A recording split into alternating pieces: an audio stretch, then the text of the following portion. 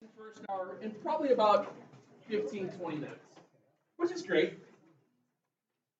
I want to reintroduce it, but this time I'm going to throw it in terms of two variables, but I'm going to put in inequality to it. So before I do that, before I get to this whole idea of inequalities in two variables,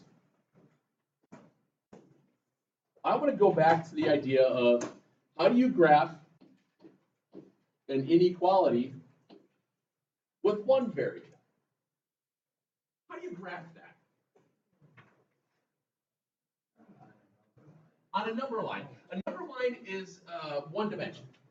Okay? A number line is just a singular dimension. I would put a number line. Number lines are continuous in both directions. In that number line, I would put whatever solution I'm saying that it is. You guys okay with that? I would put that in the middle. On what side of that number 3 lies 0? On the left of it. Good. Give me a number bigger than 3. 94. Does it have to be the scale? Nope. It's a visual representation of what it could look like. All right. Now, when you did inequalities with a single variable, your process was always to do the same thing. You would circle where you're starting at. You would ask the question, do you fill it in or not? Do I fill this one in?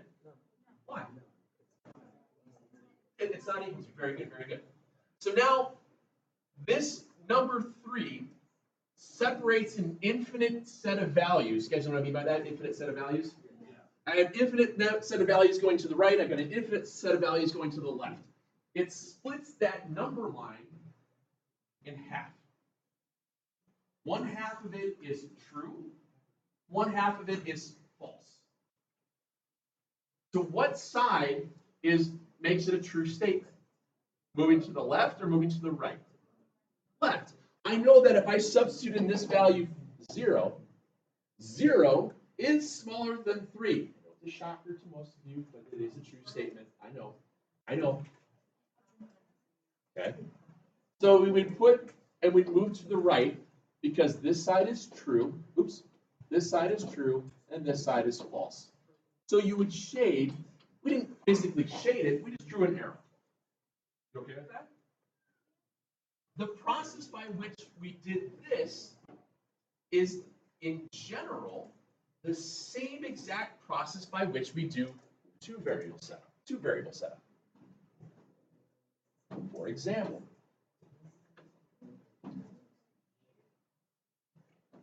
yesterday we talked about standard form. We talked about the idea when you have ax plus by equals c, you can graph these problems via their intercepts, their x and y intercepts. And what we did was, these were what we called this were as quick graphs. So in order to do that, all I was asking you guys to do was just make an XY grid. We're not counting, we're not scaling, we're not making it perfect 10 by 10, so we're not using graph paper. We're doing the idea of cover and solve. If I put 0 in for x, I'm basically covering up x, right? That means my y-intercept is where? -4.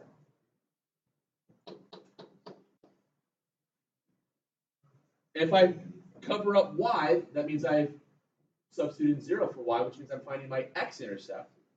My x-intercept is at 2.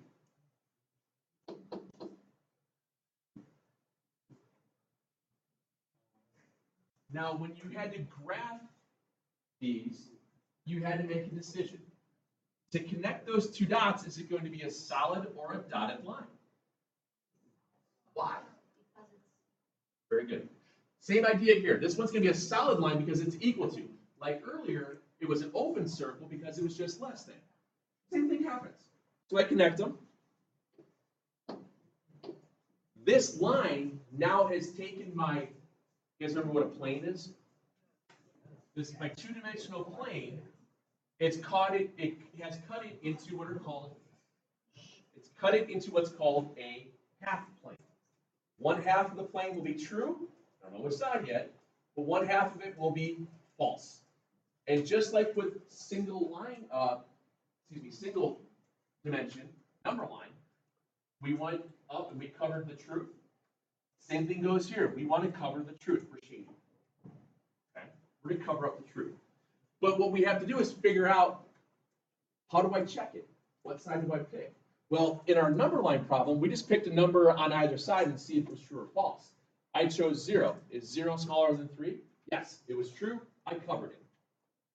Two dimensions, I'm not using just a single value. I have to use an ordered pair. What's the easiest ordered pair to work with that you don't really have to math much? 0, 0. Back already? I use 0, 0. I use the ordered pair 0, 0. And I use 0, 0 because the fact that it does not go through the origin. If it goes through the origin, I don't use it. I use something else that's not on the line. I pick any set of ordered pairs that's not on the line. More often than not, your best bet is to test it at 0, 0. All right? So what's 4 times 0? 0. Okay. What's 2 times 0? 0. Is 0 smaller than or equal to 8? So this means this side is true, which means the other side is. So what do you want to cover up? The truth. And here's how I shade. That's it. That's all I'm doing. You're not going to see me going, I'm not doing all that. I don't want you to do that. Okay? I don't want you to over darken stuff. I just want a quick little shade, a couple of lines go in that direction, whatever direction it might be, because when we get going, probably maybe the very end of next week, if not right after Labor Day, we'll start doing stuff that looks like this. What we're going to have what are called constraint problems. We'll have an objective function and a constraint, where you have specific values that it can't be above or below, and you're looking to find what's called a feasibility region. You guys ever play the video game Lemonade Stand? You know what I'm talking about, where you have to find so many lemons, so much sugar in cups. How do you optimize your profit? How do you make the most money by how much stuff you have to have on hand so you don't lose money? That's kind of what this stuff means. You're looking for a feasibility region to make the most money. Okay? That's the idea of where this goes to. So what we'll eventually do is we'll graph 5 of them, rough sketch-wise, on a grid, find intersection values, which is pretty easy.